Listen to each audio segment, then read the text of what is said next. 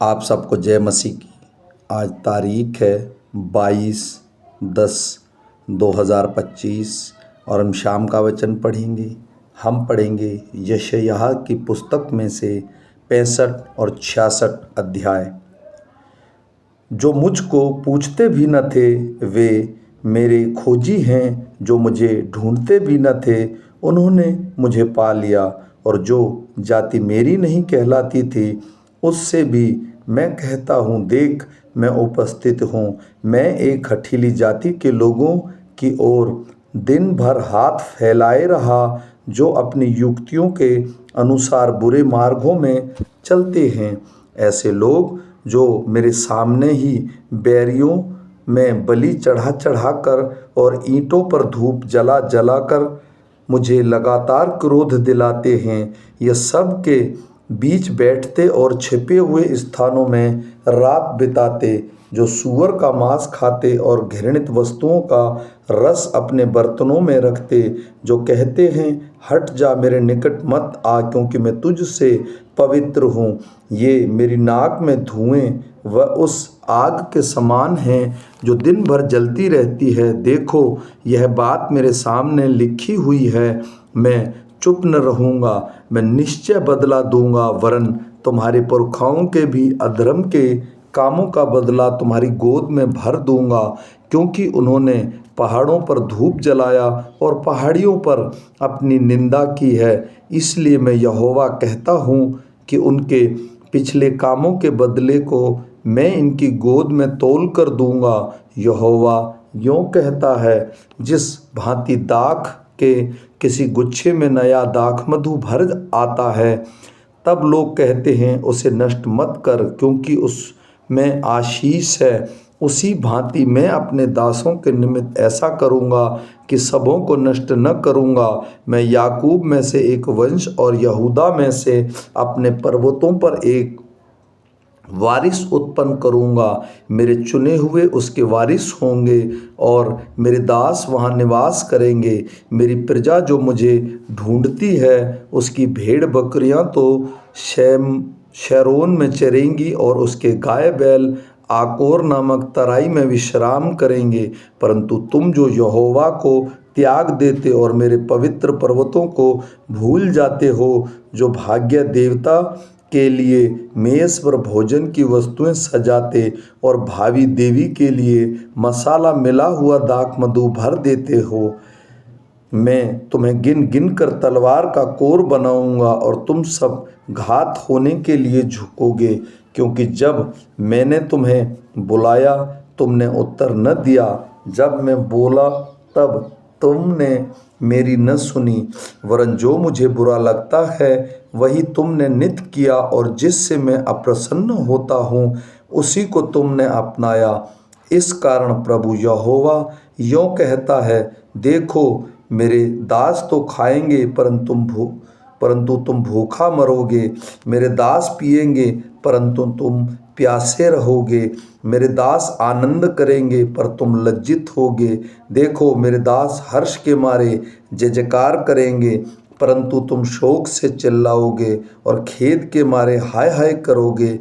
मेरे चुने हुए लोग तुम्हारी उपमा दे दे कर शाप देंगे और प्रभु यहोवा तुझको नष्ट करेगा परंतु अपने दासों का दूसरा नाम रखेगा। तब सारे देश में जो कोई अपने को धन्य कहेगा वह सच्चे परमेश्वर का नाम लेकर अपने को धन्य कहेगा, और जो कोई देश में शपथ खाए वह सच्चे परमेश्वर के नाम से शपथ खाए, क्योंकि पिछला कष्ट दूर हो गया और वह मेरी आँखों से छिप गया है। देखो क्योंकि मैं नया आकाश नई पृथ्वी उत्पन्न करने पर हूँ और पहली बातें स्मरण न रहेंगी और सोच विचार में भी न आएंगी। इसलिए जो मैं उत्पन्न करने पर हूँ उसके कारण तुम हर्षित और सदा सर्वदा मगन रहो। क्योंकि देखो मैं यरूशलेम को मगन और उसकी प्रजा को आनंदित बनाऊंगा। मैं आप यरूशलेम के कारण मगन और अपनी प्रजा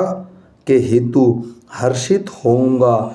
उसमें फिर रोना या चिल्लाने का शब्द न सुनाई पड़ेगा। उसमें फिर न तो थोड़े दिन का बच्चा और ना ऐसा बूढ़ा जाता रहेगा जिसने अपनी आयु पूरी न की हो, क्योंकि जो लड़कपन से मारने वाला है वह 100 वर्ष का होकर मरेगा, परंतु पापी 100 वर्ष का होकर श्रापित ठहरेगा। वे घर बनाकर उसमें बसेंगे, वे दाख की बारियां लगाकर उनका फल खाएंगे। ऐसा नहीं होगा कि वे बनाएं और दूसरे बसें, या वे लगाएं और दूसरा खाए, क्योंकि मेरी प्रजा की आयु वृक्षों की सी होगी और मेरे चुने हुए अपने कामों का पूरा लाभ उठाएंगे।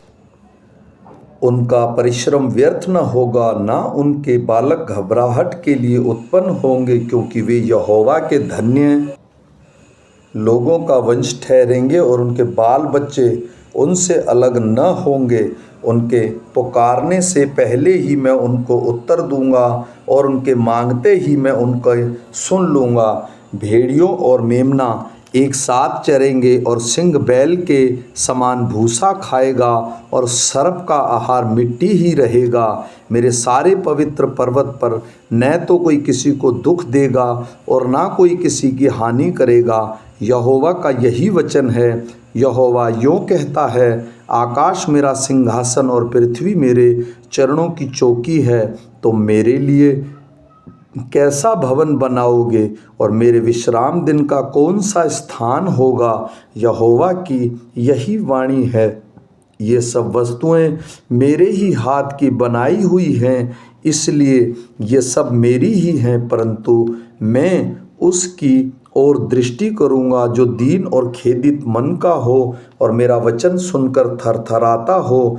बैल का बलि करने वाला मनुष्य के मार डालने वाले के समान है, जो भेड़ का चढ़ाने वाला है वह उसके समान है, जो कुत्ते का गला काटता है।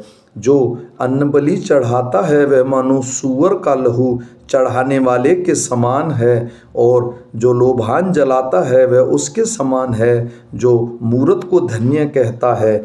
इन सबों ने अपना अपना मार्ग चुन लिया और घिनौनी वस्तुओं से उनके मन प्रसन्न होते हैं, इसलिए मैं भी उनके लिए दुख की बातें निकालूंगा और जिन बातों से वे डरते हैं उन्हीं को उन पर लगवाऊंगा। क्योंकि जब मैंने उन्हें बुलाया तब कोई ना बोला, और जब मैंने उनसे बातें की तब उन्होंने मेरी न सुनी, परंतु जो मेरी दृष्टि में बुरा था वही वे करते रहे, और जिससे मैं अप्रसन्न होता था उसी को उन्होंने अपनाया।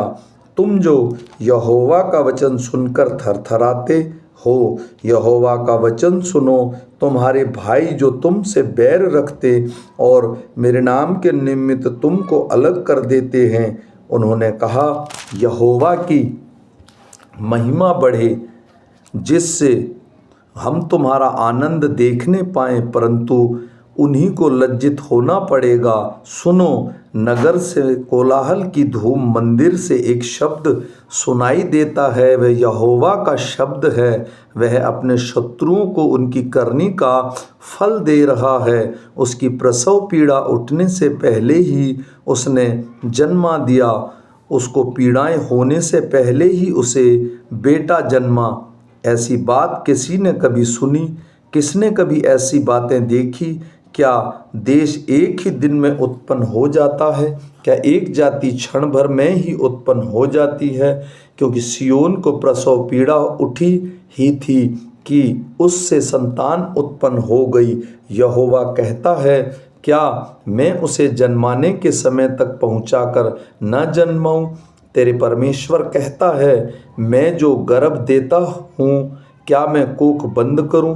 हे यरूशलेम के सब प्रेम रखने वालों, उसके साथ आनंद करो और उसके कारण मगन हो। हे उसके विषय सब विलाप करने वालों, उसके साथ हर्षित हो, जिससे तुम उसके शांति रूपी स्तन के दूध पीकर तृप्त हो और दूध पीकर उसकी महिमा की बहुतायत से अत्यंत सुखी हो। क्योंकि यहोवा यूँ कहता है, देखो मैं उसको उसकी और शांति को नदी के समान और जाति जाति के धन को नदी की बाढ़ के समान बहा दूंगा, और तुम उससे पियोगे, तुम उसकी गोद में उठाए जाओगे और उसके घुटनों पर कुदाए जाओगे। जिस प्रकार माता अपने पुत्र को शांति देती है, वैसे ही मैं भी तुम्हें शांति दूंगा। तुमको यरूशलेम ही में शांति मिलेगी। तुम यह देखोगे और प्रफुल्लित होगे। तुम्हारी हड्डियां घास के समान हरी भरी होंगी, और यहोवा का हाथ उसके दास के लिए प्रकट होगा और उसके शत्रुओं के ऊपर उसका क्रोध भड़केगा। देखो, क्योंकि यहोवा आग के साथ आएगा और उसके रथ बवंडर के समान होंगे, जिससे वह अपने क्रोध को जलजलाहट के साथ और अपनी चितौनियों को भस्म करने वाली आग की लपटों के से प्रकट करेगा। क्योंकि यहोवा सब प्राणियों का न्याय आग से और अपनी तलवार से करेगा, और यहोवा के मारे हुए बहुत होंगे। जो लोग अपने को इसलिए पवित्र और शुद्ध करते हैं कि बारियों में जाएं और किसी के पीछे खड़े होकर सूअर या चूहे का मांस और अन्य घृणित वस्तुएं खाते हैं, वे एक ही संग नष्ट हो जाएंगे। यहोवा की यही वाणी है, क्योंकि मैं उनके काम और उनकी कल्पनाएं दोनों अच्छी रीति से जानता हूँ। और वह समय आता है कि जब मैं सारी जातियाँ और भिन्न भिन्न भाषा बोलने वालों को इकट्ठा करूँगा, और वे आकर मेरी महिमा करेंगे। मैं उनमें एक चिन्ह प्रकट करूँगा, और उनके बचे हुओं को मैं उस जाति के पास भेजूँगा जिन्होंने न तो मेरा सुसमाचार सुना है और न मेरी महिमा देखी है, अर्थात तरशीशियों और धुरंधारियों, पूलियों और लूदियों के पास, और तबिलियों और यूनानियों और द्वीपवासियों के पास भी भेज दूंगा।